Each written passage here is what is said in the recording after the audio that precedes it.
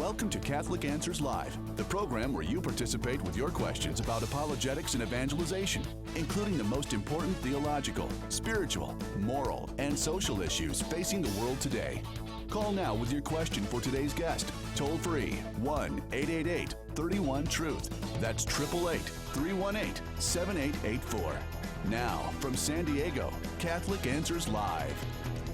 Hi there, welcome. It is Catholic Answers Live, just getting underway right now, coast to coast and around the world on Catholic.com, EWTN affiliates, Sirius XM 130, YouTube, Facebook, you name it. If you're listening or watching, it's your show to participate in at 1-888-318-7884, 888-318-7884. I'm Jerry Usher. My 3-day blessed run filling in for Cy Kellett comes to an end today. Cy is going to be back with you. It has been a real joy and an honor, and today that honor continues because we have Catholic Answers staff apologist Carlo Broussard here in hour number 1, and Jimmy Akin. We've got a bonus question and answer open forum in hour number 2. This hour with Carlo, it is overcoming obstacles to belief in Jesus. Okay, and we all want everybody that we know, family members and friends, to believe in Jesus, to accept him as the founder of the church, as the savior of all mankind. And there are all kinds of obstacles to that. So if you have any questions about that, maybe you know somebody who is just balking at faith in Christ or coming to faith in the church or wanting to believe, Carlo can help you out with that at 888-318-7884. Carlo's originally from southern Louisiana and left a promising musical career to devote himself to full-time apologetics.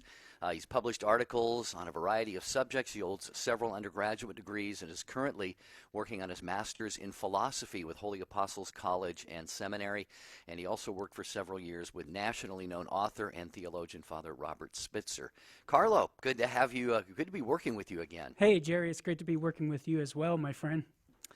So we're going to be talking, and by the way, overcoming obstacles to belief in Jesus is our topic today, and that is a section in a new book, Carlo, that you have coming out pretty soon. That's right. In a few months here, we're going to be releasing and publishing my book, Prepare the Way. Subtitle is How to Overcome Obstacles to God, the Gospel, and the Church, where I coach you, the reader, in strategies on how to remove obstacles for unbelievers. Obstacles to truth, God, Jesus, Christianity in general, and then ultimately the Catholic Church. And as you mentioned, Jerry, one of the sections in the book is removing obstacles to Jesus. So, for example, how can I believe in Jesus when we can't really even trust the Gospels and what they tell us about the life of Jesus and what he said and did? How can I believe in Jesus when he sounds like a legend with all this miracle stuff that the gospel writers talk about? Or how can I believe in Jesus when he's just a wise man? You see, I mean, he's just a good moral man or a wise teacher, and we don't need to really believe that he's God or anything. So these are some of the obstacles that I address in the book, and hopefully we can talk about on the broadcast today and look at some of the historical evidence from the New Testament, answering the question, how do we know we can trust these documents, what these writers tell us about what Jesus said and did that would indicate how he understood himself, and then also to investigate the historical evidence concerning the alleged resurrection of Jesus, which is another issue that I deal with in my book, Prepare the Way. How can I believe in Jesus when I don't know if I can trust that he actually rose from the dead? So we want to try to remove that obstacle and provide the historical evidence that Jesus indeed did rise from the dead and thus vindicated the many claims that he made to be God, which we can verify historically as well. So these are some of the things that I'd like to chat with our people about out there. All right, there you go. Carlo has set the table for you. 1-888-318-7884. 7884. Grab an open phone line while they are open, because on Catholic Answers Live they tend to fill up. And I'm sure, Carlo, you would especially welcome questions from anyone who is struggling with who Jesus is and said he was. And if you're somebody who's struggling to believe, or maybe you just say, I just can't buy any of this stuff, Carlo, prove it to me. Well, give them a shot on that here, 888-318-7884. But again, we all know somebody who is near and dear to us, and we want so much for them to believe in Jesus, perhaps as we do. And there's just some obstacle, some roadblock in their life. So run it by Carlo here again at 888-318-7884. Where would you like to start with this, Carlo? There's so many different directions we can go on this, and I know you threw out a lot of examples right there. You mentioned some people say that they can't trust the Gospels, therefore that sort of nullifies any right Jesus has to their belief and their faith. Talk about that. Yeah, that's actually, Jerry, the starting point, because before we can even talk about what Jesus said about himself, how he understood himself, what he understood himself to be, we have to first answer the question, can we even trust what these first century Christians are telling us and writing to us about Jesus? And the quick answer, Jerry, is that we can trust them. They are historically reliable. And there's a great acronym that I got from a friend of mine, Scott Sullivan. He got from Dr. Craig Blomberg, and that is AID. They were able to write reliable history. They intended to write reliable history, and they did write reliable history.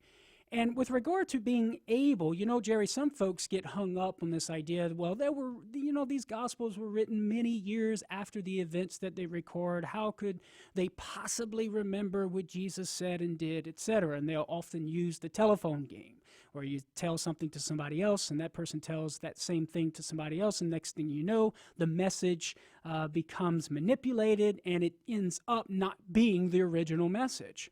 But with regard to the gospel writers, Jerry, I mean, these guys are actually writing within very close temporal proximity to the event. I mean, some of them are eyewitnesses, right?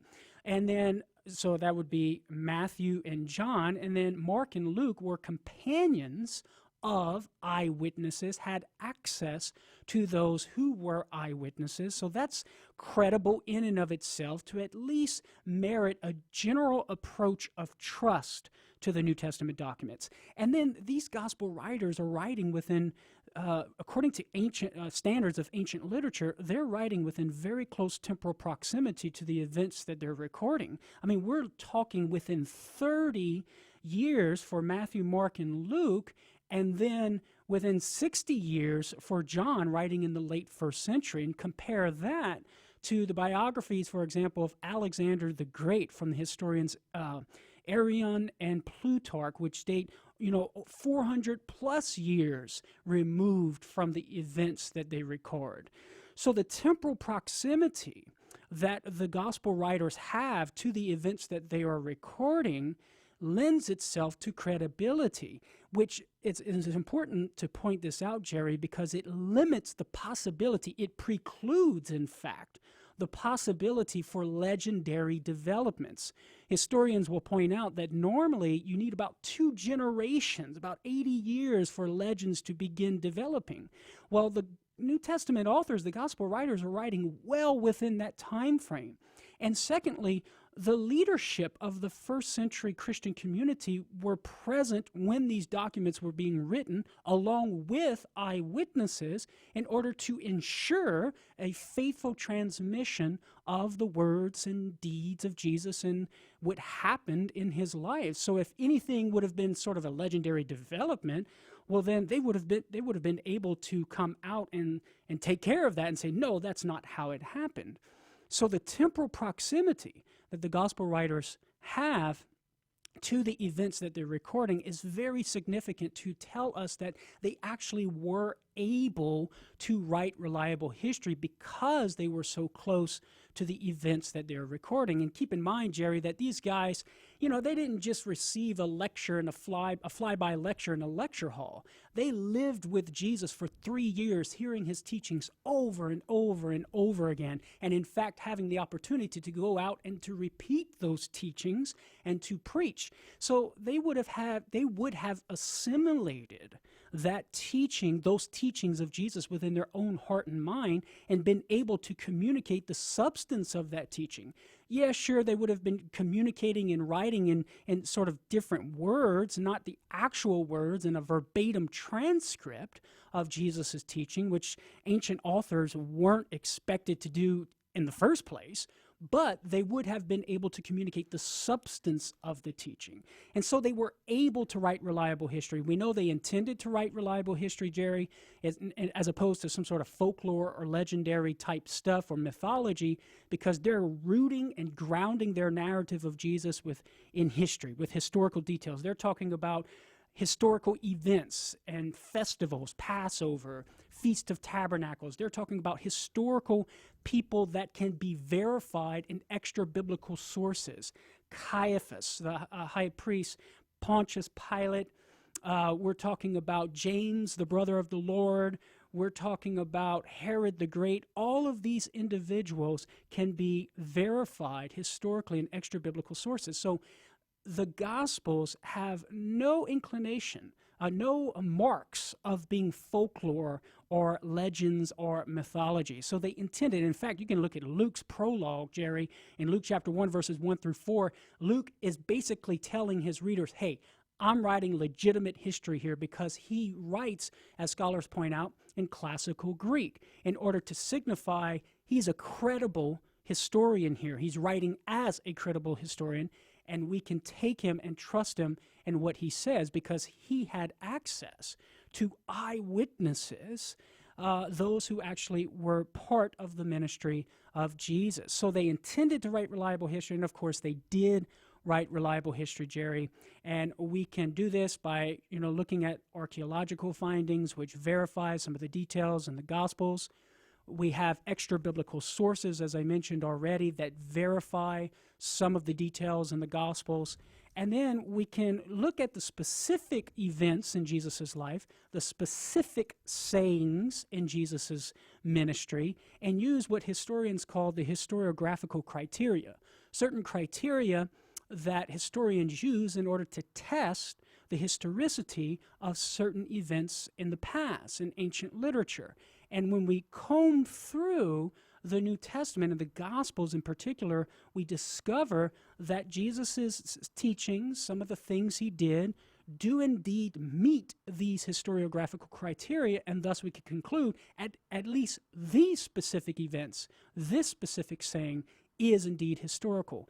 And the ones that are historical is enough, Jerry, in order to formulate this sort of minimalistic approach of saying, hey, Jesus claimed to be God, he was killed, he was put in a tomb, the tomb was empty, the first century Christians say they saw him, and then in light of all of that, we can infer historically, in light of establishing all of the historical details, and then infer historically that Jesus indeed did rise from the dead to vindicate his claims to be God. So that's just sort of the sketch of why we can trust these historical documents we call the Gospels, Matthew, Mark, Luke, and John, in gathering the information about who and what Jesus is.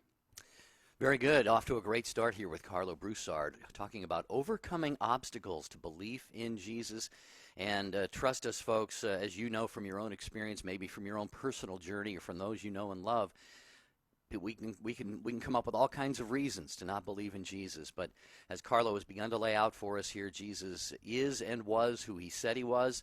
And we're going to field your questions for Carlo here in a minute on Catholic Answers Live. If you'd like to join the conversation, overcoming obstacles to belief in Jesus, it's 888-318-7884. We're going to start with Kathy in Cleveland when we come back.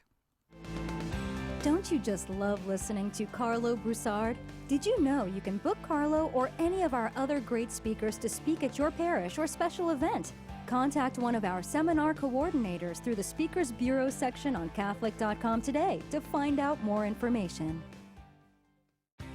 Howdy folks, this is Jimmy Aiken, and I'm here to tell you about the 20 Answers Challenge. Here's how it works. When you purchase the sampler of all 26 books in the 20 Answers series, we're going to knock 60% off the price. Then you can challenge yourself to finish them all this Lent and Easter season. And this year, to make it easier, we're offering free shipping on the sampler if you live in the continental United States. That's 60% off, free shipping, and over 500 answers to questions you've had about the Catholic faith. Join us this Lent and Easter to take the 20 Answers Challenge, and together we can be part of something great. Call 1-888-291-8000 or visit the shop at Catholic.com now to get your set and begin taking the 20 Answers Challenge today. Homeschool Connections, an online provider of courses for your Catholic homeschool, is a sponsor of Catholic Answers Live. Homeschool Connections website is homeschoolconnections.com. Wouldn't it be great to have a book to give to anyone to explain exactly why Catholics believe what we believe? The good news is that now there is. Why We're Catholic is the groundbreaking resource by apologist Trent Horn.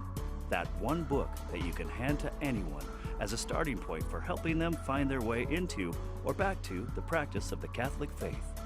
This Lent, plant seeds of faith in the hearts and minds of your non-Catholic friends and family. Order your copies of Why We're Catholic today.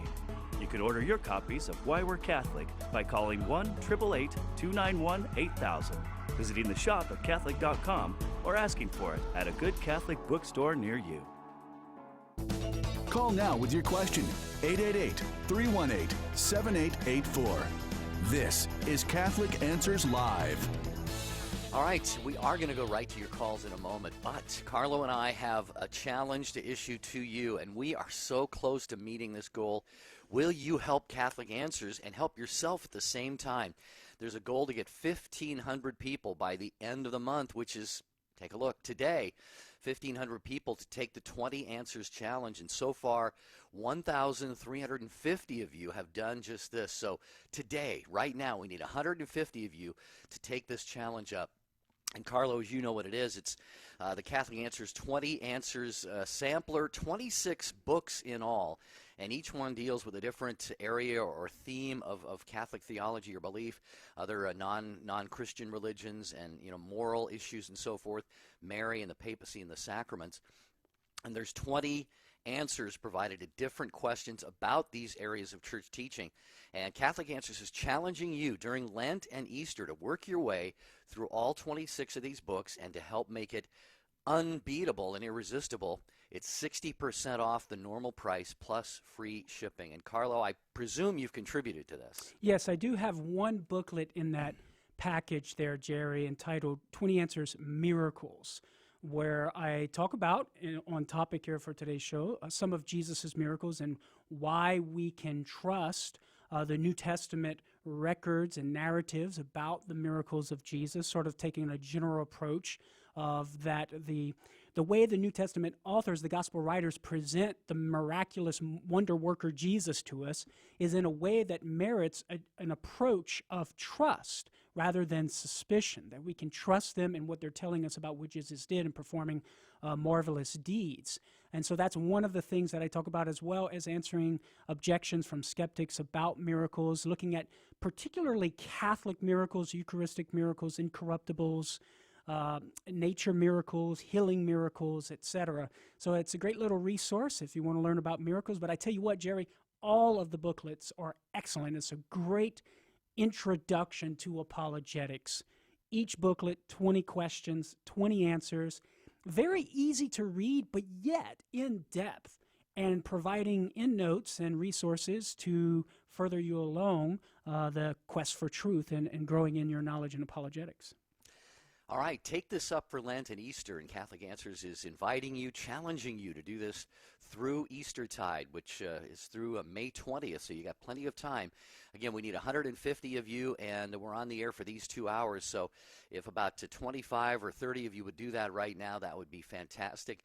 And again, think of the benefits to you, to those you love. You're going to be able to explain and defend the faith in any situation, and these are easy to read, and they are thorough, but they're also concise. So call the customer service gang at 888-291-8000. Do that right now, will you? 888-291-8000. Or if it's easier for you to do that online, it's shop.catholic.com. It's the 20 Answers Challenge. Who's up to it here during this Lent and upcoming Easter season? All right, Carlo is talking about overcoming obstacles to belief in Jesus, and Kathy got in first, so you're up first from Cleveland, listening to The Rock. Hi, Kathy. Welcome to Catholic Answers Live. Do we have Kathy there? Okay, well, we'll check back with Kathy. In the meantime, we'll go to Indianapolis. Pat, listening to Catholic Answers Live in Indy. Hi, Pat. Welcome. You get to go first. Okay, thank you. Sure. I raised my children as Protestants, and I myself was a Protestant for 30 years. And we were Baptists, so we believed that the Bible was true and that it was literal. Mm-hmm. And about 8 years ago, my son became a Catholic, and he led me into the Catholic Church. But now he is having a crisis in his faith that has to do with Scripture. He has somehow gotten a hold of some information about what's called the Book of the Dead. Yeah. And I don't know exactly what it is. Do you know what I'm talking about? Yeah, it's an ancient Egyptian funerary text, a text for funerals. In ancient Egypt. So I am familiar. I don't know a great deal about it, but I am familiar with the text, and I can infer of where you might be going with the question, but go ahead and finish up your question. Okay. Well, you know, it was a little bit of a stumbling block to me becoming a Catholic, because I know Catholics don't believe the Bible is literal. And so that was a little bit of a stumbling block to me, and so I've come back at him at trying to explain some of these things through that lens of the Catholic Church.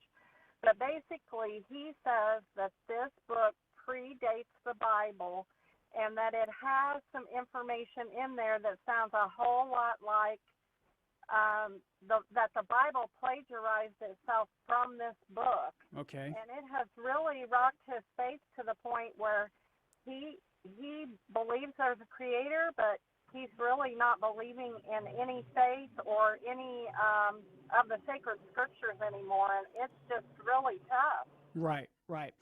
Yeah, so I won't be able to address this individual issues or alleged sort of parallels or items that skeptics will say, well, Christianity copied off of this Egyptian, from this Egyptian text, etc. But I can contextualize it and speak to the objection in general. Normally, skeptics, Kathy, skeptics to Christianity will come at us and say, well, Christianity is just a copycat religion pulling from all of these Egyptian mythologies and maybe Greek mythology, Roman mythology, etc. And there are various ways in which you can respond to that. There's general responses, but then you can also take each individual claim and show how it is not the case that Christianity is copying from these ancient texts and ancient sources. I actually am going to have a chapter on this in my book, Prepare the Way, which unfortunately is not out yet, but we're waiting on it a couple of months here. But basically, Kathy, one of the ways Christian apologists approach this is to say, well, some of these alleged parallels, the sources for these alleged parallels are not historically reliable. There's historical problems with these texts and the events that they record, etc. So there's a historical issue with these ancient texts when compared with the Christian text in the New Testament, namely the Gospels, which brings up an important point, Kathy. In order to concede the objection that Christianity is just copying all of this stuff from these ancient text from Egypt, or whether it be Roman mythology or Greek mythology, is to totally reject the mountain of historical evidence in favor of the historical reliability of the New Testament Gospels. So one way to approach this is you go through the investigation to establish the historical reliability of the Gospels, that these guys are recording historical facts about Jesus, and we can base our belief in what we know about Jesus on that and then respond in faith to that, knowing that our faith would be reasonable. Now, another way to take this approach is to show that the alleged similarities between Jesus' teaching and what the New Testament authors are saying and these ancient texts, whether it be from Egypt, Greece, or Rome, that the similarities just simply don't match up. So, for example, it's often said that, Horus and Osiris were conceived that, just as Jesus was conceived of a virgin, you have certain ancient Egyptian deities being conceived of virgins as well. But if you look into the historical evidence, Horus and Osiris were conceived of sort of weird sexual intercourses, that there's no similarity between the parallels at all. And when you go through and comb through the alleged similarities, you'll discover that the similarities, in fact, do not hold water. For example, Jesus' Mithras was said to be born of a virgin, but he's actually born of a rock, and on down the line. All right, Pat, hope that helps. If you need further consultation on that, call the Apologist line at Catholic Answers, 619-387-7200. Did you think of something else, Carlo? I was calling Pat Kathy. Oh. I got mixed up. I'm going to have to apologize. Yeah. The wisdom of Mother Angelica. And we need to pray for all our world leaders and all those who are in such danger. See, in a day and age where people are getting further away from God, you get further away from goodness. Only God is good. You remember what our Lord said one day? Why do you call me good, he said. Only God is good. Only God. EWTN. Live truth. Live Catholic. Did the Catholic Church add books to the Bible? Or did Protestants remove 7 books from the Old Testament? Why Catholic Bibles Are Bigger takes you on a fact-filled tour through the history of the Bible, revealing the whole story behind the lost books of the Protestant Old Testament. With the latest information and discourse on crucial issues, Why Catholic Bibles Are Bigger is a book that belongs in the library of every serious student of Scripture. And as a special bonus, if you order online, we'll add an ebook copy of 15 Myths, Mistakes, and Misrepresentations about the Deuterocanon to your order absolutely free. Get your free ebook today. Order your copy of Why Catholic Bibles Are Bigger by logging on to our online shop at shop.catholic.com. The world is changing. The days of picking up a paperback book or popping a DVD or compact disc in the player have given way to the digital age. The good news is that the shop at Catholic.com has joined the digital revolution. Check out the new digital platform at shop.Catholic.com, where all of our DVDs, books, and audio products are now available in digital form for you to purchase and download at your convenience, anywhere you go. For that matter, anywhere in the world.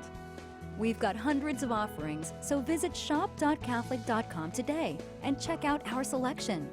That's shop.Catholic.com.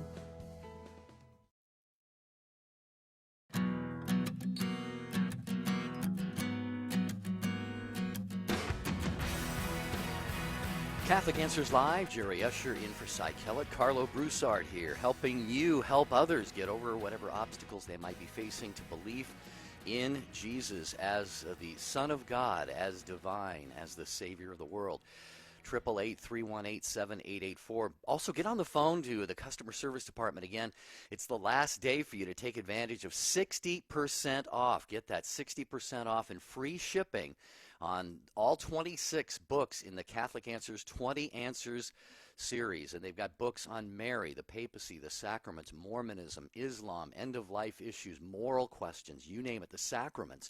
You are going to be a walking encyclopedia of the Catholic faith when you take up this challenge to go through all 26 of these books before the end of the Easter season. So you've got until May 20th, but you've only got until the end of today to go to Catholic.com or call 888-291-8000 and get that 60% off the normal price and the free shipping. So take advantage of that. I need about another 20 or 30 of you to go and do that for us to get to our goal of 1,500. We started the day at about 1,350 people, Carlo, if you can believe that, who have taken that up. So that's going to be a lot of smart people walking around with the faith in their heads. Okay, we'll go back to your calls. Kathy, I think we have Kathy back with us here in Cleveland. Here is Kathy this time. Yeah, Kathy, right? you were going to be first. Sorry about that. I don't know what happened, but we're glad to have you. Glad that you stayed with us. Welcome, Kathy. Thank you for taking my call. I appreciate it.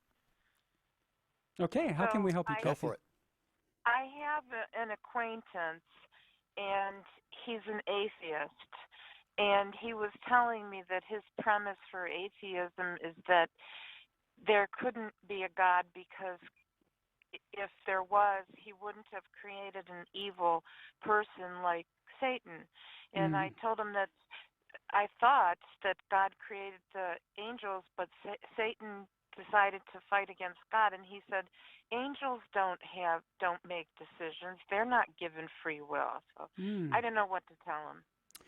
Well, first I would ask, how do you know that? The fact that he's appealing to angels for his objection necessarily presupposes that he's going to be appealing to some sort of divine revelation, because we don't know that angels exist by the natural light of human reason. We have to be told that angels exist. So if we're going to acknowledge and use angels or the evil, the evil choices of angels. Well, he's not acknowledging choices, but sort of, if we're going to use demons as an objection against God, we're acknowledging that they exist. And if we're going to trust the source that tells us they exist, well, then we would also trust the source that tells us they have free will. Because divine revelation tells us that Satan and the demons who follow him chose to reject God. Now, it is true that after their rejection of God, they are fixed in that choice, and that's given the nature of choice for incorporeal beings such as Satan and the demons. And a great article on that is by Dr. Edward Fazer, How to Go to Hell, where he spells that out philosophically. But besides the point, divine revelation, the Bible, tells us that the pure spiritual beings, whether they're righteous or unrighteous, angels or demons, if we could use those labels, do have free will. And when God created the angels, some of them chose to serve him and obey him. Some of them chose to reject him. And so they do have free will. Now, that brings up the question, as your friend is saying, well, why would God create such a being? Well, God saw in his infinite wisdom the good of creating beings with the capacity to choose him or to reject him. I believe that God could have created not only the angels, but as well as Adam and Eve and us with the beatific vision to where we could only choose the good and could not choose evil. But God saw and willed the great good, the noble condition of his creatures, rational, free creatures, being able to, in some way, contribute to achieving their final perfection of being united to God, which is a great dignity, and also we could reflect upon the fact that it would merit a greater reward, a greater degree of happiness within heaven. And given that God willed that sort of condition for his rational creatures, he created angels with the capacity to choose him or to reject him. And inasmuch they chose to reject him, they spend the rest of their existence without God. And the same reasoning applies to us and God creating human beings, Adam and Eve, giving them the capacity to choose him and love him or to reject him, the capacity to be able to contribute to their final perfection, which necessarily involves the possibility of failing to achieve that perfection. So in no way does this count against God's goodness, because God is relating to these creatures as he created them. And if he were to give such a grace like the beatific vision to these rational creatures to where they couldn't choose any evil, well, then he would lose the great good of these creatures having the noble dignity of being able to participate in God's divine providence, to be able to cooperate in God's divine providence of achieving their own perfection. So in no way is God's act of creating free rational creatures contrary to his goodness.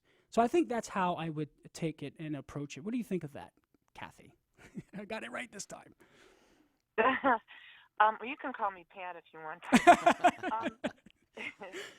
Well, that answers the question. Thank you very much. I'm not sure I would remember all of those details, but that's along the lines of what I was thinking. You know, I went to Catholic school all my life, and I've read the Bible about 4 times beginning to end, and I thought I remembered that correctly, but I wasn't quite sure, so thank you very much. You're welcome, Kathy. And just to let you know, you can always download the archived podcast of this show tomorrow right around noontime.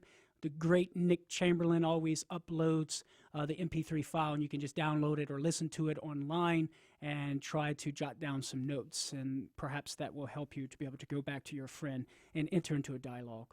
All right, Kathy, thanks for the call. We've got Jose coming up next in El Paso, Texas, listening on Guadalupe Radio to Catholic Answers Live. Hi, Jose. Hello, can you hear me? Yeah, Yep. sure. Hi, how's it going? It's going well, Good, brother. good.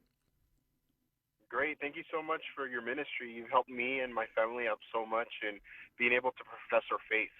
You're welcome, brother. Thank you so much. My question to you is, what is the best way to guide family members who have left the Catholic Church? They still believe, in the Bible. One of them is converted to the Jewish community. Okay. And the other one, my other family member, just kind of like zones around looking for the church that I guess best conveniences her at the time. Oh, yeah. But where is something that we can meet, and where is somewhere that I can be, that face of Jesus to them, to show them, hey, this is the truth of the faith that they both were raised in, Right. and something something also that won't cause conflict, because they're family members. I don't want to ever have that separation between Sure. family, but Sure. I also want to be able to profess my faith with full knowledge of what I'm talking about. Okay. All right. Well, first of all, Jose, I think it's important that you continue doing what you're doing and being a faithful witness to the Catholic faith as a faith-filled, Holy Spirit-filled, zealous, joyful Catholic Christian, but also prudent and wise, right? You don't want to go around banging people over the head with your Bible and being annoying to them, which drives them away even more. So it's important, Jose, that we stay in prayer and in tune with the movements of the Holy Spirit, always calling upon the Holy Spirit to animate us, to fill us, to give us keen insight and wisdom on how to navigate these waters we call evangelization, right? Of how to share the gospel. So living the life testimony, being a faithful witness, that's always first and foremost. But, Jose, there are times when we're going to have to use words. There are times when God will call us to engage in a dialogue, in a conversation. And that's key. Always remember, you want it to be a natural progression of conversation. So, for example, maybe you're Jewish, the individual who converted to Judaism might bring something up about what they've experienced or what they learned, in their Sabbath service on Saturday. He may have read something in the Old Testament, etc. Looking for the opportunity to begin asking a question. Oh, wow, that's interesting. First, ask yourself, is there common ground that I can start with in the conversation? And then second, you can begin asking the question of why. So you're first asking, well, what is he saying? Can I agree with what is he saying? If I can't agree with what he's saying, well, then I want to ask the question, why? Well, why is it that, your rabbi said XYZ or this sort of interpretation? Or you can even ask and say, well, have you ever considered this other interpretation of this particular text? So one way is to let them pitch the ball, so to speak, and then you swing and start playing the game, but you play the game in a very prudent way to where you're just asking questions in a natural dialogue. Like you have a legitimate interest in finding out what he believes and why he believes it. And then in that natural progression of conversation, Jose, you may very well be able to ask him a question about what he believes about what you believe, right? So, what does your rabbi actually teach? Because you mentioned this individual was Catholic and left, and you can bring up, the Catholic Church teaches this about Jesus, he's God, he rose from the dead, and how does your rabbi respond to that? What does he say about that? Has he taught you anything? And then therein lies the beginning of the conversation. Now, you want to be equipped and ready, Jose, with information from Catholic Answers, especially 20 Answers, The Real Jesus, written by my colleague and friend Trent Horn, where he gives you the evidence that Jesus indeed claimed to be God and the historical evidence that leads us to conclude that Jesus rose from the dead. You want to have that in your back pocket, so to speak, to where you can begin sharing that information with your family member. With regard to the individual who's hopping around to different churches concerning, whatever church suits his or her fancy at the time, that's the church he or she is going to belong to. That's a different approach because it seems as if that person still believes in Jesus, right? So you're going to have to take a different approach than you would with your Jewish family member. With regard to that person, I think the fundamental line of reasoning or the approach is focusing on this question. Is it good for us to use our emotions as a guide for determining which church we should belong to and which form of worship we should worship with, right? Now, right off the bat, your friend should be able to see, well, no, that's not really a good approach. We shouldn't be using our emotions. Why? Because our emotions are in flux. They come and they go. We're high and we're low. We're constantly changing in emotions. So if that's the case, well then Pastor Bob might fancy me on Sunday, but the next Sunday he might not. So I'm off to find another church. And this church hopping business is not a recipe for human happiness because it's nothing but an emotional roller coaster of highs and lows. That doesn't seem right. And then, Jose, you can begin going further and say, well, let's say we do get some sort of emotional experience, but does that necessarily mean it's true? I mean, because Mormons, they get an emotional experience when they go to their church service. Jehovah's Witnesses, I'm sure, get an emotional experience when they go to their church service. Even atheists, I'm sure, get an emotional high when they contemplate on the various things pertaining to atheism. I know they do. They get excited about it, right? And so excited, they're opposed to Christianity. And so you ask your friend the question, those folks have emotional experiences. Does it mean their position is true? And of course the answer is no, and your friend ought to be able to see that. So the bottom line, Jose, is that regardless of what sort of emotional experience we have, it still doesn't answer the question, is this the church established by Jesus Christ? That's the criterion, first and foremost, that we need to be using in order to determine which church we belong to. And then secondly, which is the true form of worship? Is there a form of worship that Jesus intends for us to worship him with? The Catholic Church says there is, and it's the holy sacrifice of Mass. But that begs the question, is the Catholic Church the true Church of Jesus? And that's where the dialogue can continue with. Wow, okay. That's perfect. And actually, I was trying to see if I can find a way to get the books and, going through my finances. And thanks to God, one of my bonuses that I was waiting for kicked in today, the last day to purchase these books at 60%. So I'm definitely going to get them. Oh, fantastic. And Jose, I would recommend be on the lookout for my forthcoming book, Prepare the Way, where I deal with the very obstacle of church hopping and emotional experience, as well as the obstacles to Jesus. All right, Jose, thank you very much. Roberto, you're next. We got Angela and Patsy as well, talking about overcoming obstacles to belief in Jesus. And by the way, in the second hour, Jimmy Akin will be here with an open forum Q&A. So if you don't get on with Carlo this hour, Jimmy will be happy to take your questions if you want to carry over into the second hour. And Carlo, I was just informed that we have a really kind of a blessed problem. Phone lines actually are jammed in customer service with people like Jose getting the 60% off and free shipping on the 26 Catholic Answers booklets in the 20 Answers series. So, folks, if you can go online to place the order at Catholic.com, you're going to have a little bit of an easier time. But if you want to do it by phone and speak to a live person, if the lines are busy, just please do persevere, because this is the last day to get that 60% off and free shipping on all 26 books in the Catholic Answers 20 Answers series.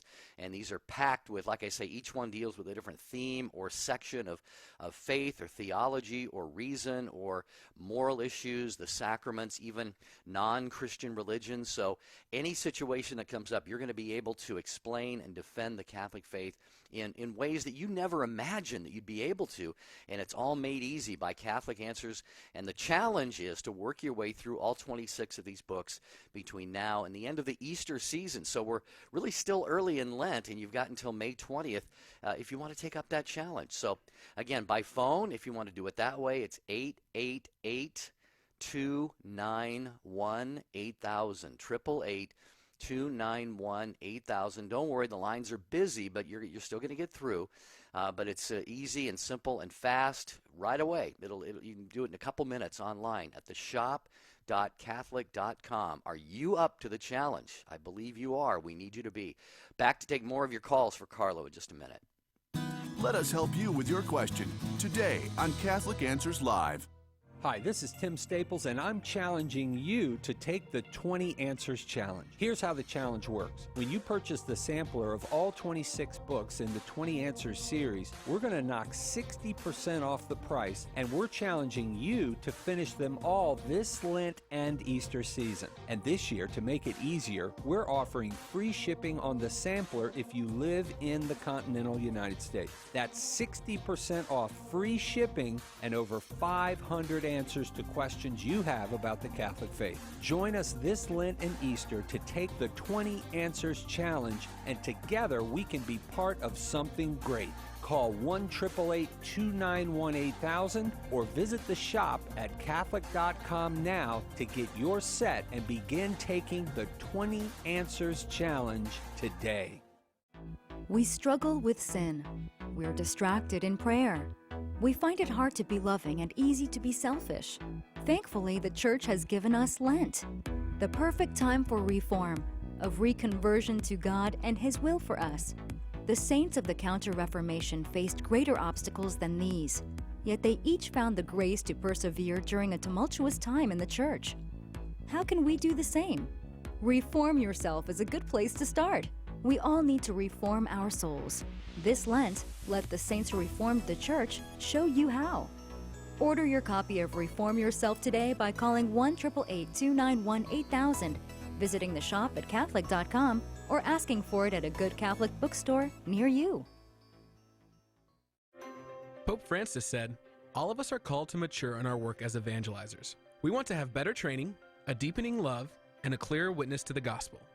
St. Paul Street Evangelization's online school of evangelization will equip you with the tools you need to be an effective evangelist. We'll ask for a pledge of financial support, but if you're unable to give, we'll set you up for free. Find out more and get involved today at streetevangelization.com. That's streetevangelization.com. Call now with your question, 888-318-7884. This is Catholic Answers Live. Okay, back to your phone calls. Overcoming obstacles to belief in Jesus. Roberto is in Portland, Oregon, the Rose City, where I lived for about 18 years. I love Portland in the Northwest. Hi, Roberto. Welcome. Hello. Thank you for taking my call. Sure. And I have a question, and basically I have always had a difficult time with the topic about the divinity of Jesus. Yeah. Because of some arguments from people that have different beliefs. Sure. Like, how could Jesus have died if he's God, meaning that God could not die? And I have no answer, and I just move forward saying that I just believe, I have faith, and I don't understand completely everything. But my other question regarding the same topic is that there is a verse where Jesus, the apostles asked Jesus about the end time. Right. And Jesus answers that he does not know, that only the Father knows. And I always try to understand if I am understanding that verse the wrong way, or if he's saying that he does not know. How is that possible if Jesus is God? Okay. All right. Very good question, Roberto. So here's how I would begin to answer that question. First of all, let's say, for argument's sake, that we take Jesus on the for what he says on the surface, and that he doesn't know. In no way would that undermine his divinity, because in our Catholic understanding of who and what Jesus is, he has two natures, and this gets to the first part of your question. He has a divine nature and he has a human nature. And what that means is that he can do everything that goes with being God, and he can do things that go with being a human being, except for sin. Now, when he does things that go with everything he can do being a human being, having a human nature, he can ascribe that human action, that human limitation to himself, as we would say in theology, the subject of action, the I, the divine I, the second person of the Blessed Trinity. So he can say, Jesus can say, I suffered, I cried, I laughed, I died, I hunger, I thirst, I wept. He can ascribe all of these human things, which necessarily involve limitations, right? He can ascribe all of these things to himself, to the one divine person, by way of his divine nature, by way of his human nature. That would be heresy, by the way. By way of his human nature, because he has the human nature, he can ascribe all of those human things to the one divine person, the second person of the Blessed Trinity. And everything that he does with being God, changing water into wine, and healing the blind, and raising himself from the dead, he can ascribe all of those divine things, sustaining the world in existence, to that same single divine person, the second person of the Blessed Trinity. So it's because of these two natures that Jesus can ascribe godly things to himself and human things to himself. Now, this provides a possible rationale for his statement in Mark chapter 13, verse 32, which is what you're referring to, Roberto, and that is where he says the Son does not know the day or the hour, in reference to the final judgment. It's possible, one possible way to interpret that is to say that he does not know this, he does not have this knowledge by virtue of his human nature. This is not something that he, Jesus as man, knows, because his human intellect doesn't have that knowledge by virtue of his human nature. That's one way of going about it. Then you could even take it a step further, which some in the tradition have said, well, maybe he knows it in his human intellect, but it just didn't come from his human intellect. It's divinely infused within his human intellect from above.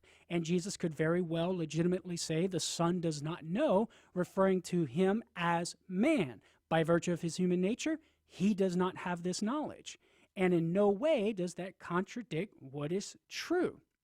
Now, there's other approaches that we can take, which we find in the tradition as well. So, for example, St. Thomas Aquinas, following St. Augustine, will put forth an explanation that just as God in the Old Testament ascribes to himself what he brought about in his creatures and others, such as knowledge, so too Jesus is ascribing to himself what he brings about in his apostles.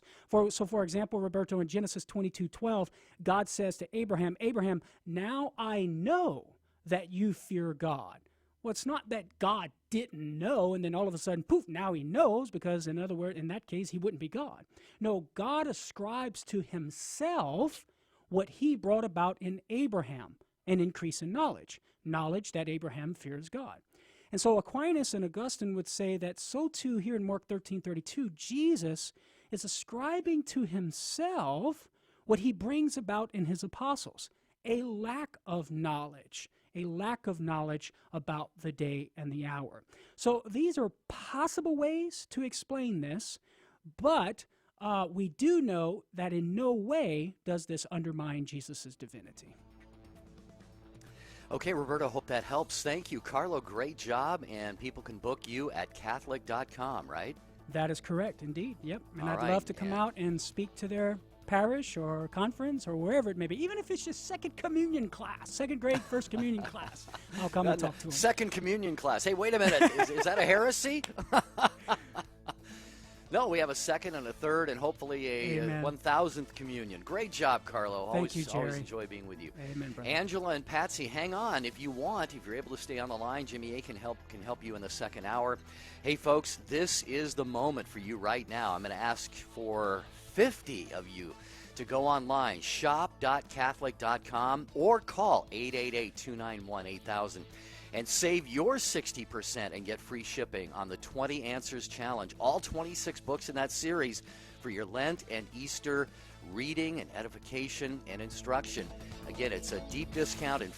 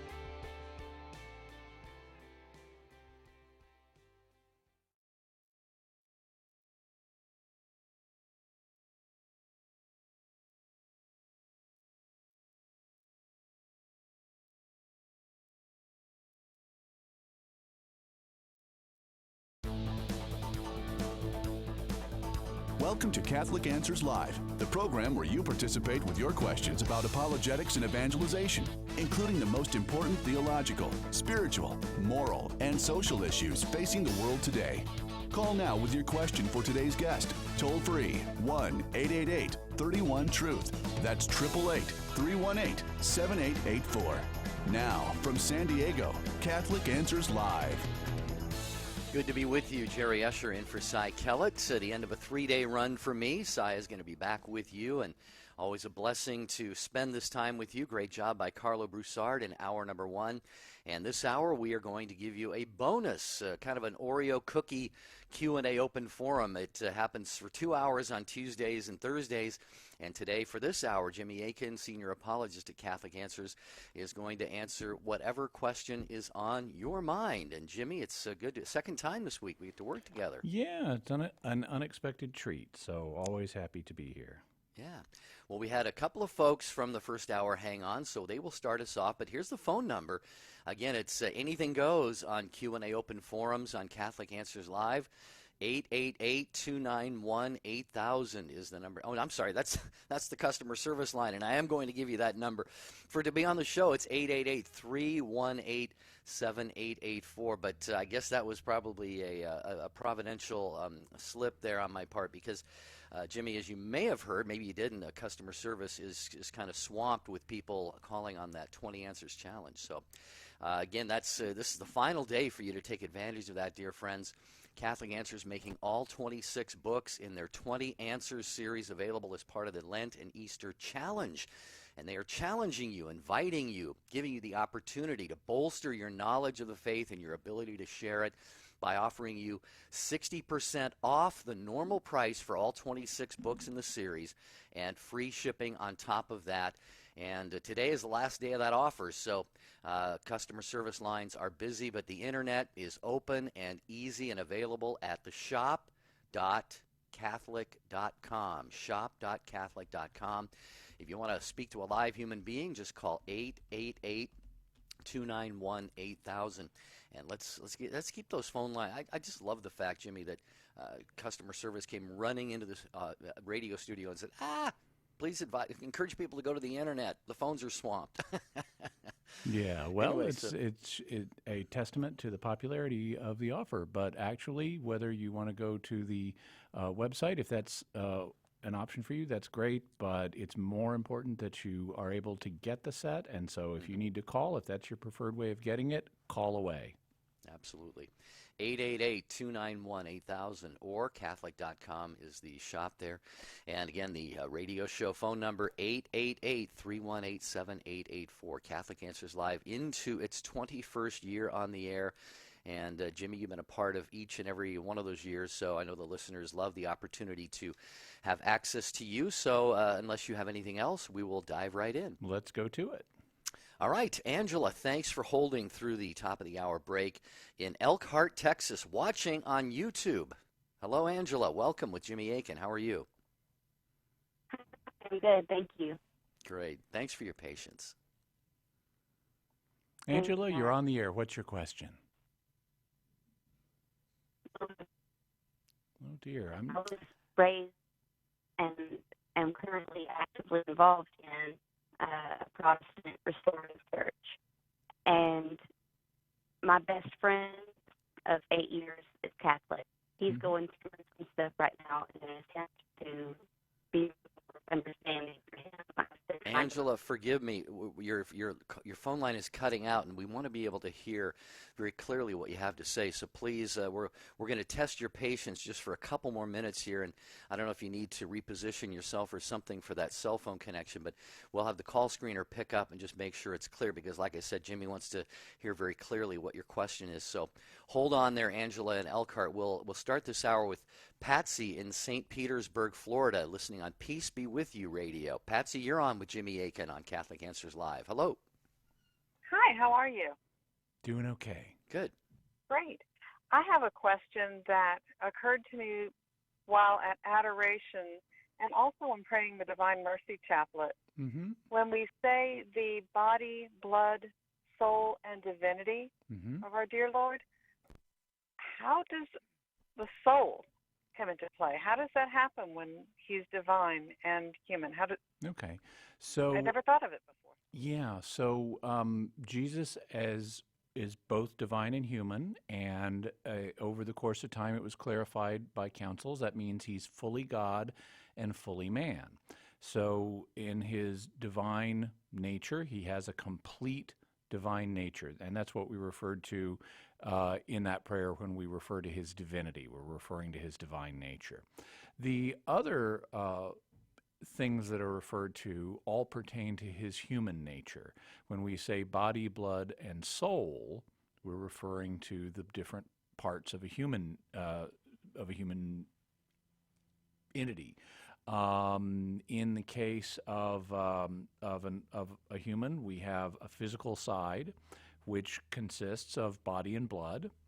You can also break it down more finely than that if you want into the various individual organs and bodily constituents, but in general terms we can refer to somebody's physical side as having body and blood. But a human is not simply a physical entity. Humans, in addition to having a physical side, also have a spiritual side. They have a soul, and that's what's referred to when we refer to Jesus' soul in this prayer. When we say his soul, we're referring to the created spiritual side of his human nature. And it's a created reality, the same as the matter in his physical human nature is created matter. It's something that isn't part of his divine nature, and so it didn't exist for all eternity. His divine nature obviously does exist eternally in the eternal now outside of space and time, but his human nature, including both its physical and spiritual sides, is a created reality that exists inside the realm of space and time. And so that's what we're referring to when we're referring to his soul. It's the created human soul that he has, which he needs to have in order to be fully human. If he didn't have a human soul, if he were just, as some people have put it, God in a bod, he wouldn't be fully human. He would just be deity using a body to appear human, and that's not what he was. He wasn't just appearing to be human, he really was human. So what would happen to his soul after crucifixion and upon resurrection or ascension? After crucifixion, when he died, his soul went to the place of the dead, and that's what we refer to in the creeds, where we say things like he descended to the dead. His soul went to the realm of the dead. Now, specifically where in the realm of the dead is something that is open for discussion, especially in this period before the opening of heaven. Exactly where the dead were located and how that relates to where they're located now is something that theologians have speculated on. But what the creed affirms is that he went to the place of the dead.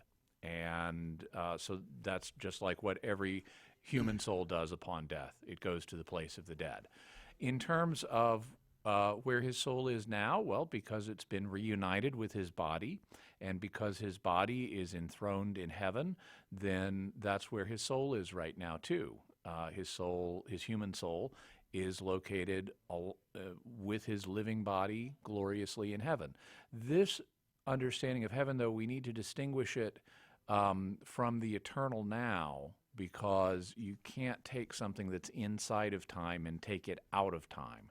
That doesn't make any sense. Something is either in eternity or not. You don't pass and forth between them.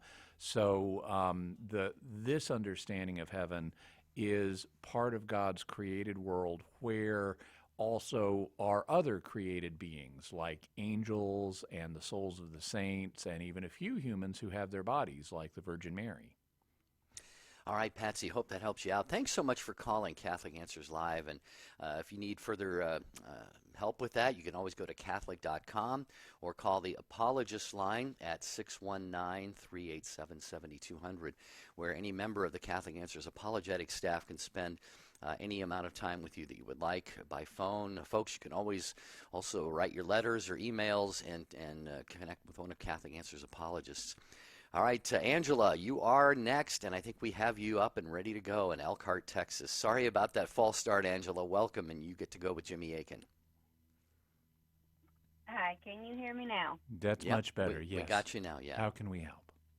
Okay, I'm sorry. I live way out in the country. No Our problem. cell signal is spotty. I'm envious. Well, let's make the best of it while we have it. What's your question? Okay, I was raised and currently am active in a Protestant restorative church. Uh-huh. My best friend in the world is Catholic, Mm-hmm. and he's going through some stuff right now. And in an attempt to be more supportive to him, I started trying to learn more about Catholicism. And in my pursuit to learn more about Catholicism, I'm finding more and more things that I agree with, Mm-hmm. or things that I don't object to, Mm-hmm. or things that I was ignorant about for so many years that I understand now. And I'm becoming really, really fascinated by the whole Catholic Church Mhm. belief system. Sure. And I want to know where I can go to learn more.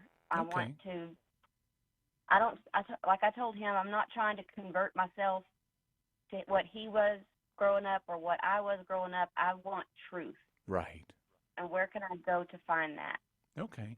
Well, I guess I'd recommend a number of things. First of all, I think it's great that it's very kind of you as a friend to want to learn more about your friend's faith so that you can be a better friend to him. That's awesome. I also completely appreciate your desire to find truth rather than,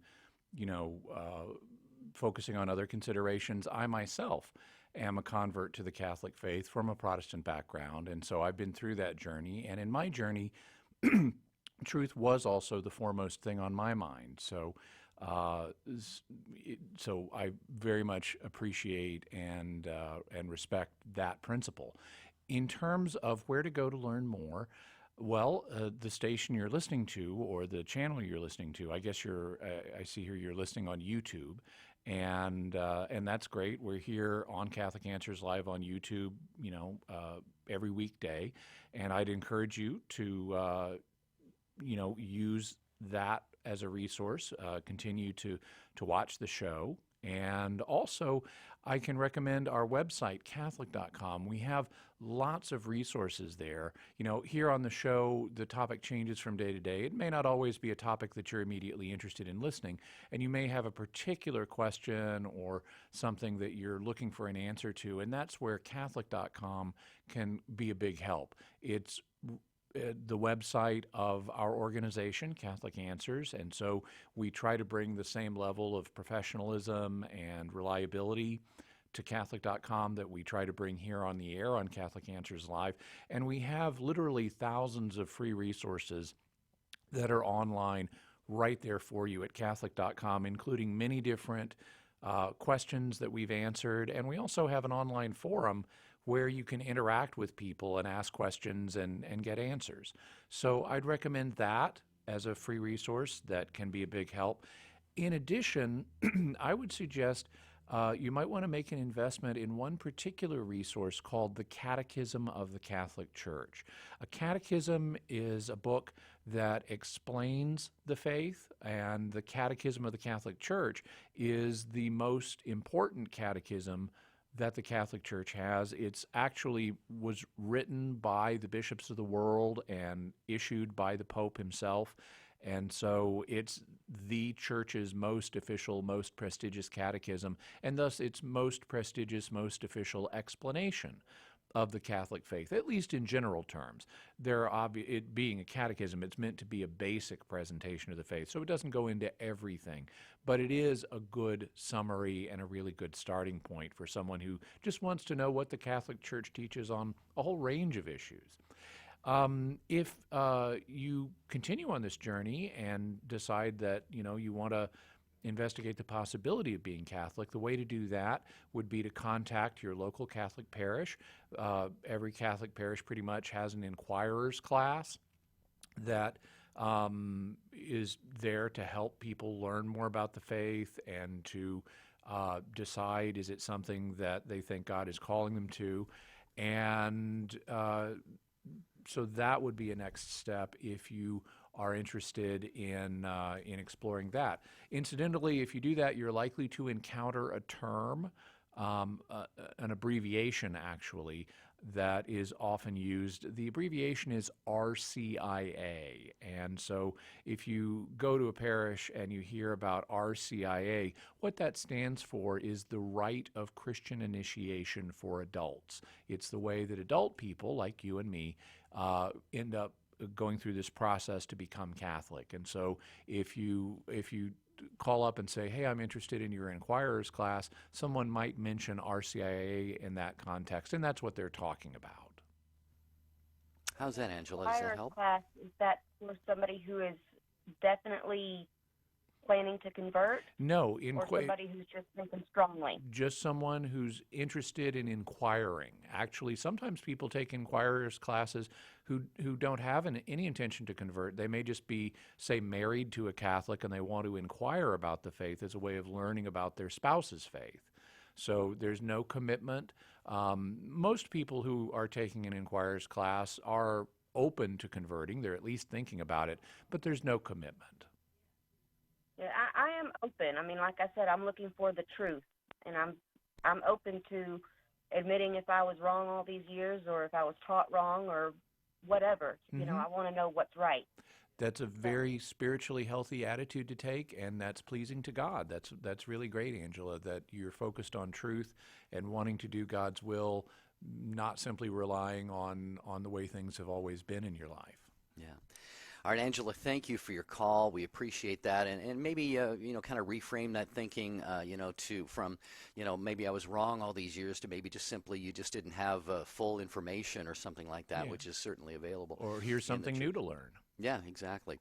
Thanks, Angela. You have our prayers, and please keep us posted. Call Catholic Answers Live anytime, and as Jimmy suggested, go to Catholic.com for other resources. Joe is next in Newburgh, New York. Rob, Eric, Tim, Neil, my goodness, lines are full, no surprise. This is an open forum, question and answer program on Catholic Answers Live with Jimmy Akin. I'm Jerry Usher in for Cy Kellett. I'll tell you a little bit more about the 20 Answers Challenge on the other side of this short break, so stay with us. Catholic Answers. Our success depends on you.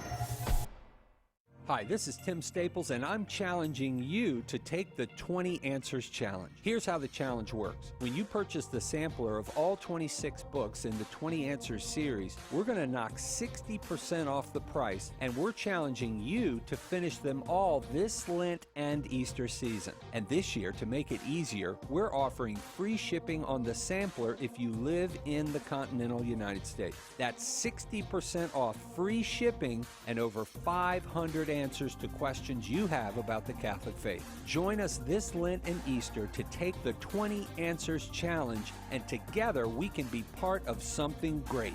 Call 1-888-291-8000 or visit the shop at Catholic.com now to get your set and begin taking the 20 Answers Challenge today. We struggle with sin. We're distracted in prayer. We find it hard to be loving and easy to be selfish. Thankfully, the Church has given us Lent, the perfect time for reform, of reconversion to God and His will for us. The saints of the Counter-Reformation faced greater obstacles than these, yet they each found the grace to persevere during a tumultuous time in the Church. How can we do the same? Reform yourself is a good place to start. We all need to reform our souls. This Lent, let the saints who reformed the Church show you how. Order your copy of Reform Yourself today by calling 1-888-291-8000, visiting the shop at Catholic.com, or asking for it at a good Catholic bookstore near you. Pope Francis reminds us that it does not take a specialized degree in theology to become a great evangelist. We're all called to evangelize. Think about the woman at the well. After she encountered Jesus, she immediately went into the city and invited others to meet him as she had. You and I can go out now and do the same. And St. Paul Street Evangelization can help. Get involved today by contacting us at streetevangelization.com. That's streetevangelization.com. Call now with your question. 888-318-7884. This is Catholic Answers Live. Back to your calls for Jimmy Akin momentarily here. This is an exciting day, though. It's the last day for you to take advantage of a deep, deep discount and free shipping on the Catholic Answers 20 Answers booklets. There are 26 of them in all, and they deal with virtually every imaginable subject of Catholic theology, practice, belief, even non-Catholic religions and faiths and so forth. And each of these booklets, of course, as the series title suggests, has 20 answers, different angled questions and different answers on things like Mary and the papacy and the sacraments and purgatory and end-of-life issues, morality. What else? Mormonism, Islam, Jehovah's Witnesses, I think, is one of the included books. So if you want to become a much more well-rounded person in the faith and defender of the faith, take advantage of the 20 Answers Challenge. And here's how it works. Catholic Answers is offering you right now, through the end of today, 60% off on all 26 books and free shipping, and just simply inviting you to take your time. They're very digestible, and between now and the end of the Easter season, which is May 20th, work your way through all 26 of those books. So very, very simple, and the way that you do that is you call customer service right now, if you would. I'm going to ask for about another 20 or 30 of you to do that. Let's just keep those phone lines busy at 888-291-8000, 888-291-8000, or you could do it very easily and securely at your leisure at the shop.catholic.com. But again, today is the final day for the, you can get these anytime you want, but today's the last day for 60% off the normal price and free shipping. And you're up to the challenge. It's Lent. We all love a good challenge. So be among the goal is 1,500 people, and we started the show today with about 1,350 who have taken advantage of that. So I know we're getting close. I'd say there's probably another 100 or so to go, and we'll reach that goal of 1,500. So will you help us out with that and help yourself at the same time? Shop.catholic.com or 888-291-8000. Jimmy's going to talk next with Joe in Newburgh, New York, watching Catholic Answers Live on Facebook. Hi, Joe. How you doing? Hey, how are you? Good to have you with us. Doing okay. What's your question, Joe? Okay, well, basically, I want to come back. I want to come back to the Catholic Church. Awesome. About a month ago, and it's kind of fitting that it only happened within a month, but a month ago I ended up converting to Orthodoxy after about a 2-year discerning situation that was going on with me. I discovered Orthodoxy. I had, fell in love with the liturgy, theology, and so on, and I went through the process of chrismation last month, and ever since I've done that, I've started to realize an ugly reality, and that is it's not the same. While it claims to be the same, it's not. And, the attacks against the Catholics that they have that are going on within, it made absolutely no sense to me. I still have nothing against the Pope. I have nothing against his office. I have nothing against the Church and what she teaches. I thought spiritually this is where I was being led. But I've come to realize now that it was a lot of my own selfishness that made me go that route. And I'm looking to come back into the fold, but I'm curious about, the situations that are going on nowadays with the Pope and, the things that, with the Father Martin situation and all that other stuff. How do I process all of this to take this all in to come back into the Catholic Church? Okay. That's my question. Well, first of all, let me mention just briefly what it would take for you to come back to the church. You need to go to confession, and that's basically it. If there are any particular issues that need to be cleared up of a canonical nature, they would come up in confession, but that's the fundamental thing. So when you feel the time is right, all you need to do is go to confession. In terms of processing the issues, connected with Pope Francis or Father Martin or whatever it may be,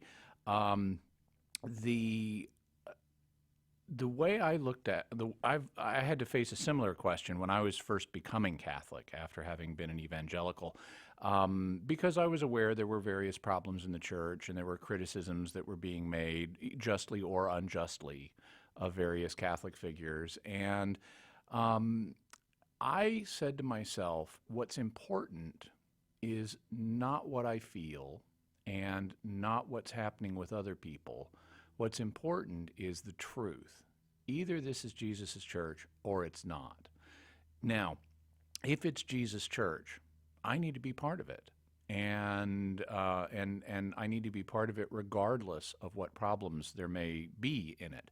In fact, if it's Jesus' church and there are problems in it, I need to get in so I can help and do my part in helping heal those problems. So that was part of what I began with, but there was also some more, which I'll talk about on the other side of the break. Yeah, Joe, stay with us. And Tim in Vancouver, Neil in Elkton, Virginia. We have an open phone line, 888-318-7884. Open forum today on Catholic Answers Live. Do join us.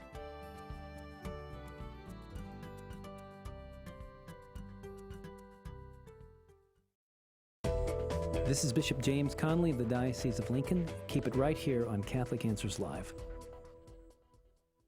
It might be said that anti-Catholic notions of the Church's history are the original fake news. With all the misinformation being spread, where does one look for the truth? In The Real Story of Catholic History, Professor Steve Weidenkopf gives you the facts on over 50 of the most common misconceptions about Catholic history and shows how to answer them simply and powerfully. Whether it's to answer claims about Catholicism's supposedly pagan origins, old myths about the Inquisition that never seem to go away, or more modern errors that anti-Catholics put forth, The Real Story of Catholic History is an essential resource for every Catholic's bookshelf. Order your copy of The Real Story of Catholic History today by calling 1-888-291-8000, visiting the shop at Catholic.com, or asking for it at a good Catholic bookstore near you. As the legend goes, the Protestant Reformation began when Martin Luther nailed the list of his grievances with the Catholic Church to the door of All Saints Church in Wittenberg, Germany. But do you know the whole story? In Catholic Answers' brand new documentary, The Protestant Revolution, you will hear from top apologists Tim Staples, Jimmy Akin, Carla Broussard, Trent Horn, and Steve Weidenkopf as they expose the errors of Martin Luther and of the other so-called reformers. This DVD will give you a clearer understanding of our Protestant brothers and sisters, and you will be better equipped to engage them about what separates us and about what unites us. Order your copy of The Protestant Revolution today by calling 1-888-291-8000, visiting shop.catholic.com, or by asking for it at a good Catholic bookstore near you. EWTN, Teaching the Truth. Thank you so very much, first of all, for this ministry. You have no idea what a blessing you and EWTN have been in my life and for my life, and I just thank you for that. Well, first off, I'd like to say God bless you for your ministry, and my wife prayed daily for EWTN. It's a game changer in our world. EWTN. Live truth. Live Catholic.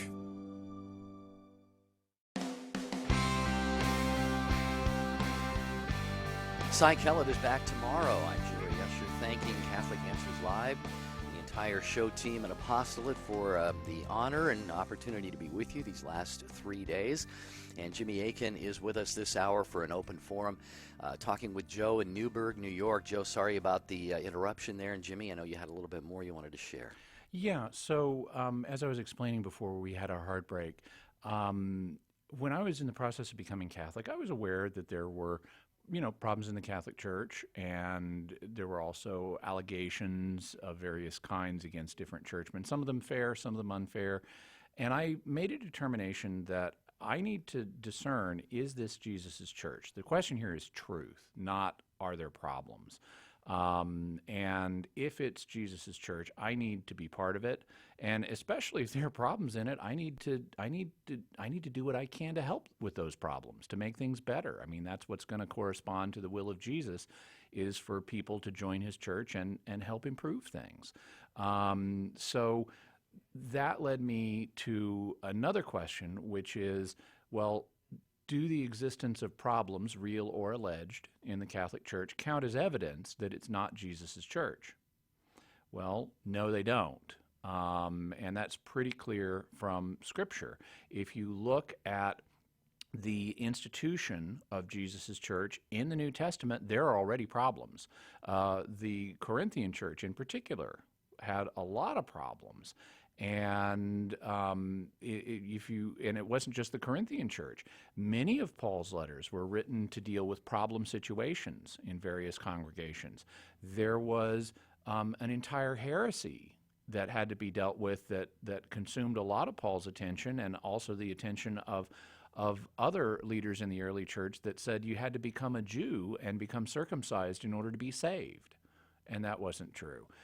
If you look in Revelation, in the letters to the 7 churches, there are repeated problems addressed. So the church, being a church of sinners all the way from the beginning, can have problems, and they can be serious ones, and that's clearly reflected in the New Testament itself. Also, sometimes allegations are made regarding the Pope. Well, let's talk about the first Pope. Were there any problems in St. Peter's ministry? Yeah, absolutely there were. He denied Jesus 3 times. Now, Jesus restored him to his office, but he denied Jesus 3 times. And then there were further criticisms that were made even after Jesus had ascended and Peter was functioning as the head of the earthly church. I mean, St. Paul at one point opposed him to his face, and there were various other challenges to his leadership, some of them unfair, that were made by people, for example, when he received Cornelius's family into the church without circumcising them. So there have been allegations, both justified and unjustified, regarding popes from the very beginning. So none of the problems that one may have reported to one regarding the Catholic Church today are anything new or anything different or any evidence that this isn't Jesus' church. The fact is, Jesus said, I'm going to build my church, and the gates of hell are not going to prevail against it. So his church is a single church, a single communion that has existed from the first century, and he put Peter in charge of it. Not only in Matthew 16:18, where he says, on this rock I will build my church, but also in other passages, like in Luke 22, where he tells Peter to strengthen his brethren, and in John 21, where he tells Peter to feed his sheep with the other disciples right there. And so this is something that's stressed not just in one passage, but in multiple passages in the New Testament. Peter was established as the leader of the church, and so whatever other leaders there are, Jesus' church is defined by having a Petrine leader, by having the successor of Peter. And that means that whatever problems there may be in the Catholic Church, it's the organic continuation of Jesus' church down to today. That's simply what the truth is, and whatever problems there may be, don't challenge that fact. Instead, they're an invitation to unite with the church and help improve things. So that's the basic way I looked at it, and that's the viewpoint that I'd commend to you, Joe. What do you think, Joe? All right. I think that's a great idea. I really like that. That was perfect. Thank you. I really appreciate it. No problem. And if there are particular things we can help you with as well, by all means, please let us know, either here on the air or off the air. Yeah, and you're surrounded by prayers, Joe, from everybody at Catholic Answers and all of our listeners as well. God's got you on a beautiful journey, and he's going to bring it to completion. So thanks for your openness to his will in your life, and we appreciate you calling. Rob is next in Grand Rapids, listening on Holy Family Radio to Catholic Answers Live. Hi, Rob. You're on with Jimmy Akin. Go ahead. How you doing? Good, fine. Good. I appreciate it. My brother hit me with a couple of questions. He said, with Abraham, why did God have to bring him to the point of the sacrifice with Isaac? My brother's an unbeliever, totally, and he doesn't get why God had to do that. And I told him it was to build his faith, and he didn't seem to accept that. And the other question, big one he brought up was, the God of the Old Testament seems so much different than Jesus. Is it like Jesus comes along in his words and makes up for the mistakes that God did in the Old Testament? Okay. So let's address the second issue first, because that seems to be the underlying issue in his mind, at least from what you've said. whenever there is this kind of cliche that people will talk about the God of the Old Testament being different than the God of the New Testament, being more violent or vengeful or harsh or whatever. And there's an element of truth there, but only an element. And frankly, I find this claim very exaggerated. I mean, if you actually sit down and read the Old Testament and then read the New Testament, God's character just isn't that different. I mean, you find passages in the Old Testament that talk and eloquently talk about God's mercy and compassion and love for everybody, not just his own people, but Gentile people as well. So there are just very moving, very eloquent passages about God's love and his mercy all throughout the Old Testament. And if you look in the New Testament, there are passages that talk about God's justice in rather stark terms, where if you just focused on those passages and didn't also bring in the passages about God's mercy, you would think, wow, this sounds really harsh. This sounds really, frightening. There's even, a passage in the book of Hebrews that says it's a fearful thing to fall into the hands of the living God. Our God is a consuming fire. And so if you just focused on those without looking at the others, then you could get a very different impression. And so what I have found when people talk about this alleged difference in God's character between the two testaments is that they really haven't read both testaments, not thoroughly. I mean, they may have, had someone cherry pick different passages and present them to them, but they haven't read them thoroughly, because really you find both the element of God's justice and the element of God's mercy throughout both the Old and the New Testament.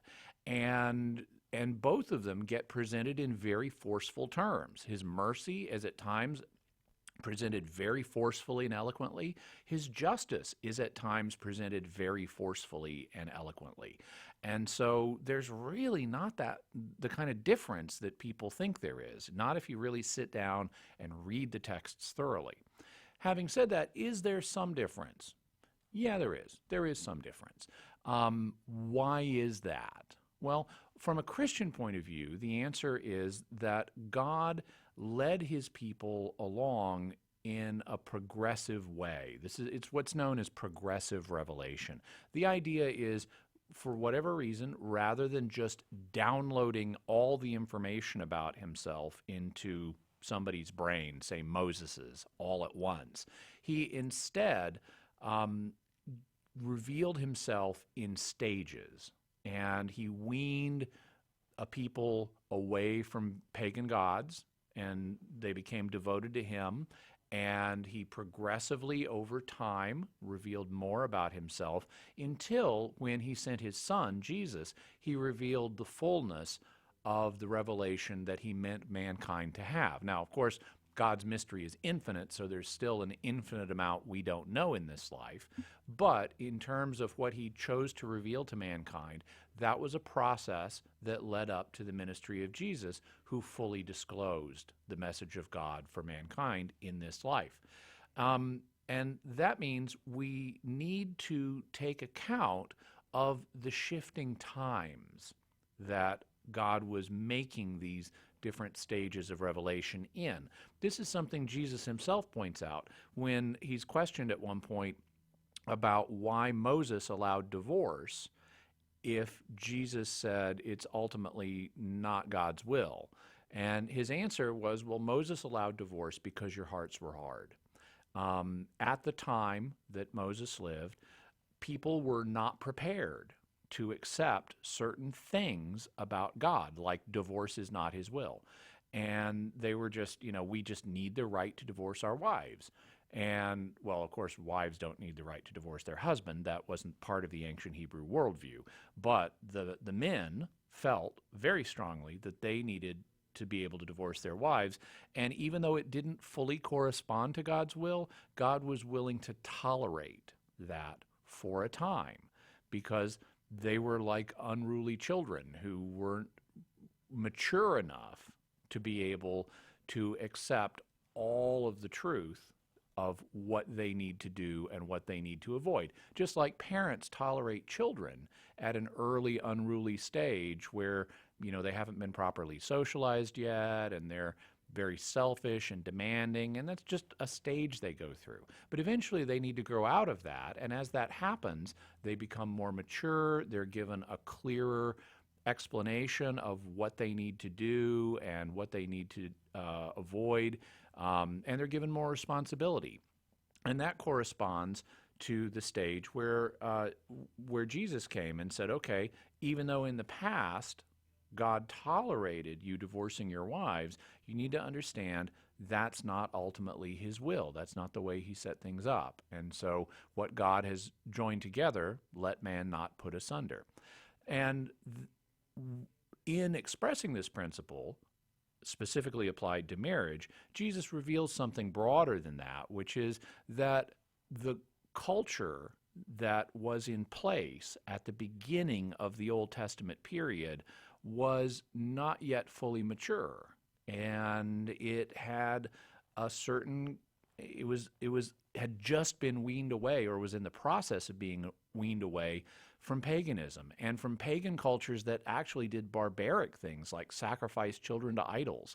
And so there is kind of a mixture, especially in this early period, of ethnocentrism and of hostility and a kind of barbarism that characterized the people of Israel early on in their history and that God gradually weaned them from. And so as you walk through the different phases of the Old Testament, you transition from a period where there seems to be more barbarism to a period where there's a greater awareness and appreciation of God's love for people of every nation, and that eventually comes to full fruition in the ministry of Jesus, where he dies for all of mankind to make salvation possible for everybody from every nation. And then the gospel is to be preached to the entire world, not just to the Jewish people.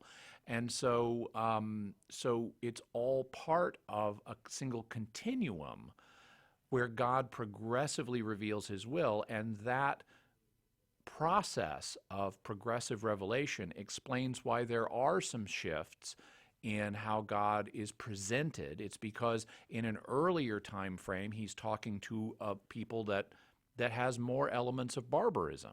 And in a later time period, it's because he's talking to a people that has become more mature.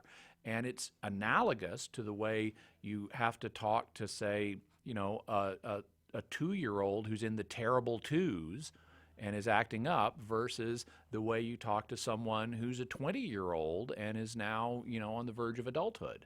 And so we see that process played out in our ordinary lives, and we see it in Scripture as well, and that explains what difference there is. We don't want to exaggerate the amount of that difference, but that explains what difference there is, and it also is part of what happens with Abraham and Isaac. That's part of what's going on in that text. You're correct that it is helping Abraham grow in faith. The way it's expressed in Genesis, it says God put Abraham to the test, but he's omniscient, so he already knew Abraham was going to pass the test. So really this is about helping Abraham grow in some way. And one of the ways it helps Abraham grow and the people of Israel grow is by realizing human sacrifice and child sacrifice is not God's will, because the sacrifice of Isaac is ultimately rejected. And scholars of many persuasions, including unbelievers, have looked at that and said part of what this text is doing is teaching the children of Israel that God does not want them to sacrifice children to him the way some of their neighbors did sacrifice children to gods like Moloch. And so one of the things that's happening with the Abraham story is it's part of that process of weaning the Israelites away from paganism and barbarous practices like child sacrifice. Wow, Jimmy, I didn't see you in the congregation on Sunday, but that's exactly what the pastor, he made that very point. Yeah, that's fantastic. Appreciate that. Thank you. Yeah. Rob, thank you. That's we got to let you go on that note because we have a short little break here and then a few more calls to get to.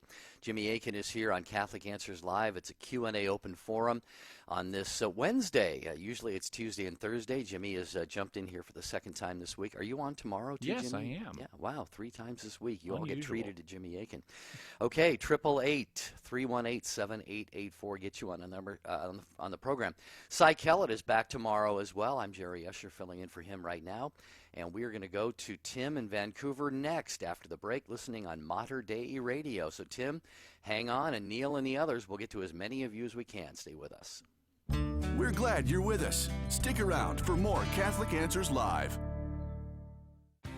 Howdy folks, this is Jimmy Akin, and I'm here to tell you about the 20 Answers Challenge. Here's how it works. When you purchase the sampler of all 26 books in the 20 Answers series, we're going to knock 60% off the price. Then you can challenge yourself to finish them all this Lent and Easter season.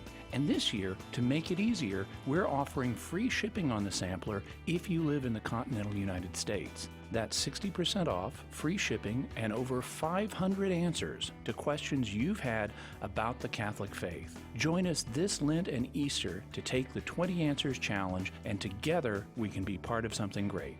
Call 1-888-291-8000 or visit the shop at Catholic.com now to get your set and begin taking the 20 Answers Challenge today. Wouldn't it be great to have a book to give to anyone to explain exactly why Catholics believe what we believe? The good news is that now there is. Why We're Catholic is the groundbreaking resource by apologist Trent Horn. That one book that you can hand to anyone as a starting point for helping them find their way into or back to the practice of the Catholic faith. This Lent, plant seeds of faith in the hearts and minds of your non-Catholic friends and family. Order your copies of Why We're Catholic today. You can order your copies of Why We're Catholic by calling 1-888-291-8000, visiting the shop at Catholic.com, or asking for it at a good Catholic bookstore near you. Catholic Answers Live is brought to you in part by CatholicSingles.com, the website for Catholics who want to meet others who share their faith and values for faith, fellowship, and love. You can learn more at CatholicSingles.com. Catholic Answers Live thanks CatholicSingles.com for their generous support. Call now with your question. 888-318-7884. This is Catholic Answers Live. And the challenge is on, but the offer is almost done for you to save 60% and get free shipping on all 26 books in the Catholic Answers 20 Answers Challenge. And I am on Catholic.com on the shop right now. And I'm looking at this, and one thing that just jumped out at me, so many people are curious about angels and demons and the spiritual realm and so forth. That's one of the 20 Answers booklets, along with end-of-life issues, scripture and tradition, faith and science, death and judgment, divorce and remarriage, certainly on the minds and hearts of many people, and of course many of the usual topics, the papacy, the sacraments, the Bible, miracles, the Eucharist, and even non-Christian religions. So there are 26 books in all, and the challenge, here's the challenge, for you to get a hold of these at 60% off and have the shipping covered by Catholic Answers. And between now and the end of the Easter season, May 20th, just consume all 26 of these books, grow in your knowledge of the faith, your ability to share the faith, and what a difference that's going to make in your life. And this offer is, again, ending at the end of the day. So you've got until, I guess, midnight tonight Pacific time to go online at Catholic.com on the shop, or you can call right now. I think there are a few more minutes for you to get through to customer service at 888-291-8000, 888-291-8000. The goal was to get 1,500 people by the end of this month, and started the show today. We were at 1,350, and I know we're very, very close because the lines have just been very, very busy. So keep those calls coming and take that challenge. Take it up and see what a difference it makes in your life. 888-291-8000 or shop.catholic.com. All right, Tim in Vancouver, as promised, we're going to go to you next, listening on Mater Dei Radio. Hi, Tim. You're on with Jimmy Akin. Hey, guys. How you doing? Doing okay. Listen, Doing well, Tim, Tim. we've got only a few minutes left in the show. We have a number of people who've been holding a while, so I'm going to try to give really brief answers. So if you could give me a really brief question to tee it up, that would be great. Uh-oh. Maybe I should call back tomorrow, huh? You'd be welcome to Let do me that, just say but this, what's the question? A couple weeks ago, I heard something that just shocked me on this radio station. What was And that? it was, if somebody had not heard the gospel message and somebody had not joined the Catholic Church, then God, through his mercy, could save that individual, and I 100% agree. However, they said if somebody has heard the gospel message but has not joined the Catholic Church, then they cannot be saved. Okay. That, so my question I think I understand your question, and the answer is that is not true. That is not the teaching of the Catholic Church. Now I don't know who may have said this or in what context, and I suspect that something may have been misunderstood somewhere along the line, but that is not the teaching of the Catholic Church. If one has heard the gospel and knowingly and deliberately rejects it, knowingly meaning not just I know I'm rejecting this, but I've seen evidence that should tell me this is true and I need to embrace it, and I say, I don't care if it's true, I'm not embracing that, well, then you're rejecting the truth. You're knowingly rejecting the truth, and that does cut you off from God, who is the truth itself. So if one has seen evidence that should tell you this is the truth, and you reject the gospel, well then you are in spiritual jeopardy. But you have to have that evidence there. The mere fact someone repeats to you the gospel does not impose an obligation of itself. If someone comes up to you who is clearly a madman and says that Hitler was a really groovy guy and pigs live in trees and Jesus was the Son of God, and that's all you've ever heard about Jesus, that message from that madman does not create an obligation for you to believe that Jesus is the Son of God just because a crazy person told you. You have to have evidence of some kind that obligates you to believe, and then you have to reject the gospel anyway. Then you're telling me that you can be saved outside of the Catholic Church. In principle, yeah. If you're unaware innocently that it's Jesus' church and that he wants you to be part of it. If you are aware that it's Jesus' church and he wants you to be part of it, and you say, I don't care that it's Jesus' church, I've seen the evidence that shows it is, but I just don't care, I'm doing my own thing, well, then you're refusing Jesus on a fundamental matter and you're cutting yourself off from him. But that's different than just having heard the claim and not acting on it. All right, Tim, thanks. Glad we could help you out with that. And by the way, as we mentioned, tomorrow is another full 2 hours of Q&A open forum program. So apologies to Neil and Peter and Ronnie and Anonymous in Ohio. But this happens all the time, Jimmy. The strangest thing is we just can't stop time from ticking on, can we? No. Remember the old Steve Miller song? Indeed. Also, tomorrow is another day. I've heard that somewhere before.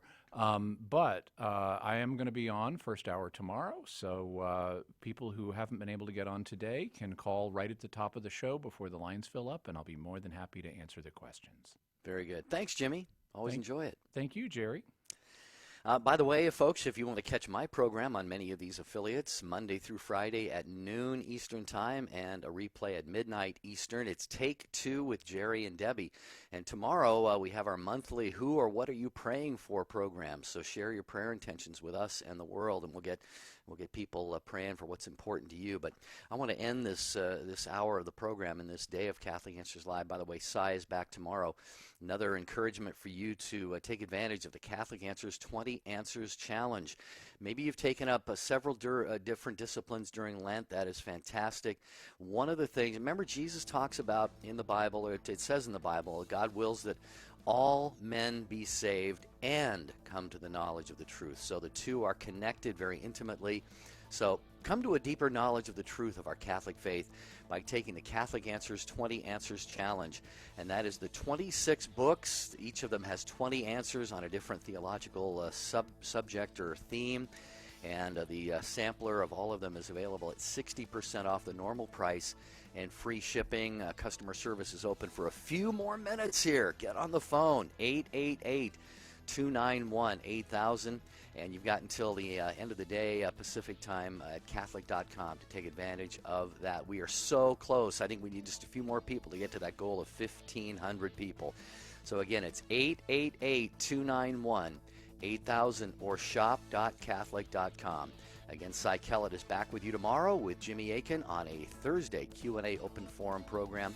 I'm Jerry Esser, bidding you a good evening. God bless.